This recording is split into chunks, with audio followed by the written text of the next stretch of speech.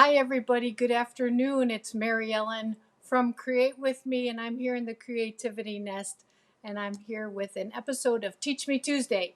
So, if you're not familiar with what Teach Me Tuesday is, if this is your first time joining us, then it's just a very short teaching time on how to use our tools or a technique or something to make your stamping just that much better. Something to just teach you an idea that you can use with some of the tools you might already have or something that might be on your wish list. So let's go ahead and get started. I'm going to take you down to my desk and we're going to talk about the, we're going to talk about the decorative masks. So we've been talking the last couple weeks about decorative masks, and we've got a plethora of them. So there's 12 different ones. There's sets of 4. They come in sets of 4. And we did a Teach Me Tuesday on using them with our embossing paste. And then we did last week's Teach Me Tuesday was using them with our blending pens, blending brushes. So we used them with blending brushes. And so this week we're going to combine those two things. We're going to use them with paste and blending brushes to do something a little bit different. So my friend Jenny had asked me, could you do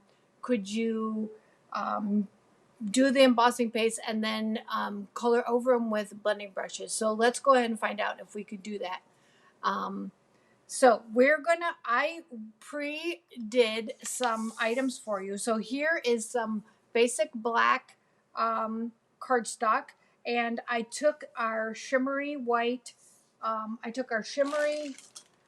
always keep it in a plastic bag. Remember, you like to keep it in a plastic bag to keep it moist because it does dry out. I took our shimmery white paste and I took our palette knife and I took the mask and I did it. I'm not going to do that for you because we've already done that in a Teach Me Tuesday. Then what you're going to do is I'm going to actually bring in some scrap paper so that I'm not making a big mess on my desk. I learned the hard way. And this is all dry. This is a shimmery one, so it's got some sparkle and some shine to it. And we're going to bring in some purples because doesn't this kind of remind you of Halloween? It's kind of that Halloweeny, kind of an ornate Halloweeny look. So I'm going to start with fresh freesia, and I'm going to bring in I've got blending brushes for different colors. This one's my purples. So I'm going to start with my light fresh freesia, and I'm just going to take this. Since this is black paper, you can go ahead and color that right over the shimmery paste, the dried shimmery paste or the white paste, and not worry about being able to see it on the cardstock because it's already black. So with this dark purple, you're not going to really see it. But I want to get some purple in the center of my cardstock. Then I'm going to go to the next lighter, which is Highland Heather, and I'm just going to write this off. This is a little bit darker, so it's not going to, I'm just going to do it till it's dry. And then I'm going to go around that same circle or oval or the center. And then I'm going to, you don't really see it too big of a difference. Now I'm going to go with the Gorgeous Grape, which is our darkest purple. And I'm going to color that one. So see what I'm doing here? I'm adding color with my blending brushes onto the already dried embossing paste. And in this case, it's shimmery white. Can you see it really popping and changing colors there? Okay. So my thought was on this card, and I do usually go back and make a card, was something Halloween, something really fun and witchy, right? So I'm adding dark. I want to darken up these edges. So see how I've made that, just that kind of that ombre look? What do you think? You like that? Isn't that pretty? And on the black, I didn't even have to worry about masking it. Now I can put some kind of a central image here and put my little design. So watch for that card coming soon on my Facebook page. Then I did... so let me get rid of this because that's just going to be hard to see through. Then I did one with this mask. We talked about this mask last week. This is the Pretty Trees. And then I put that onto my paper, and I'm going to try to get it on. I put it on there, and then I use the white, the regular white, and embossed it. So you can see that it's embossed.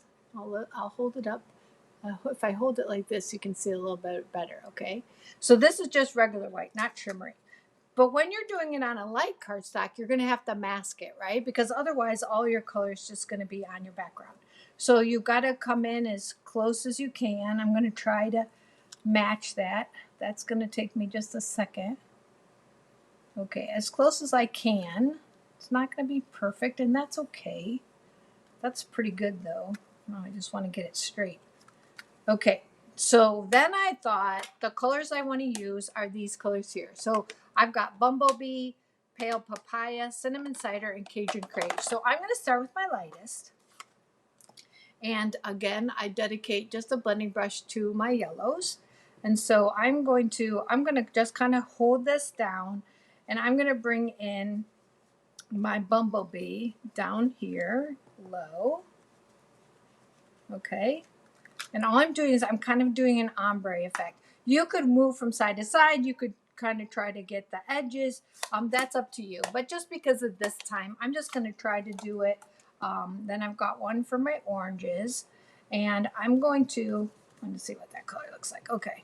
I'm going to just go from there to my Pale Papaya. I'm always inking my blending brush, come back in from this side. Okay, so I'm kind of blending my color up. Then I'm still in the orange family with Cinnamon Cider, so I'm going to use that same blending brush. Okay, holding it again, I'm adding my Cinnamon Cider. You could come up here, have it come down a little on this side. Really, it's whatever you want it to do. Then I'm going to finish it off with my Cajun Craze. Still in that orange family. Just making sure my fingers are clean here. And then I'm finishing it off with this nice Cajun Craze. So I want to go back. I'm looking at this. I kind of got fingerprints in it. You guys probably can't see it, but I can see it. So I'm gonna go back in. I want to get some of this color off before I stick it in my Pale Papaya. That's pretty good. I'm comfortable with that. I've got a few fingerprints here, and I want to get those gone. Plus, I'm going to go down into my yellow a bit more. Oh, that's much better. Okay, so let's see what we have. So when we lift it, look how pretty that is. So we've got the different colors on our embossing paste without having to color the paste or try to figure out how to get it. We can do the paste and then add the color. So what do you think? Let me know what you think about that, or if you've ever tried that, or if you have another way to use the mask. I think that I've covered a lot of ways, and I hope that helps you.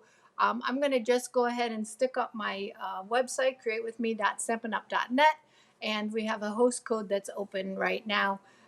It is that SFQKSVJ6. Just go ahead and take a screenshot of that.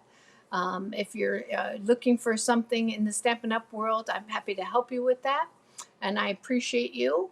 And thank you so much for coming to create with me today. And I will see you. Wait, didn't mean to take you. I don't mean to take you down to my desk. Sometimes I just get lost. I appreciate you guys. Thank you for coming to create with me today.